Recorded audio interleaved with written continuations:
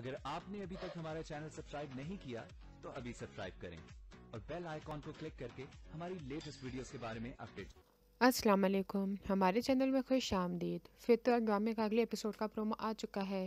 جس میں رافعہ بہت ہی زیادہ گھبرائی ہوئی ہوتی ہے کہ آخر خالد سے کیسے جان چھڑائی جائے۔ اس سے پہلے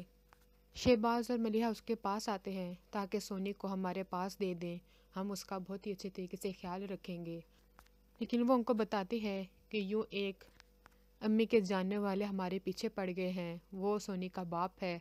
ہم اس کو سونی نہیں دینا چاہتے۔ تو وہ لوگ اور رافعہ مل کے خالد کا مقابلہ کرتے ہیں، لیکن قانون آخر میں یہی کہتا ہے بچی کو باپ کے پاس ہی ہونا چاہیے۔ لیکن جب کیس کھلتا ہے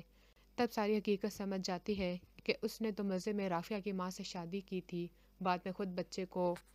ماننے سے انکار کر دیا تھا، اور ان سب کے بعد قانون یہی فیصلہ کرتی ہے کہ بچی خالد کے پاس نہیں رہے گی، نہ ہی اس کے پاس اپنا کوئی ٹھکانہ ہے، نہ ہی کوئی آمدنی ہے، تو وہ کیسے بچی کا خیال رکھے گا، بلکہ وہ بچی کو شہباز کے حوالے کر دیتے ہیں۔ اور بلکہ الٹا تو خالد خود ہی پھنس جاتا ہے، پولیس اسے پکڑ لیتی ہے کہ تم نے رافعہ کو بھی تنگ کیا اور نہ جانے کتنی لڑکیوں کی تم نے زندگی برباد کی۔ اور فاریہ جو کہ بلال سے پیسوں کا مطالبہ کرتی ہے کہ اس ایڈریس پہ پیسے بھیجو، تو وہ پیسے بھیجنے کے بجائے اس کے پاس پولیس کو بھجوا دیتا ہے، پولیس آ کے اس کو اریسٹ کر لیتی ہے، لیکن فاریہ چپ نہیں رہتی، وہ بھی منہ کھول دیتی ہے کہ کس طرح اس نے بلال کا ساتھ دیا اور بلال نے کس طرح علیزے کی زندگی برباد کی،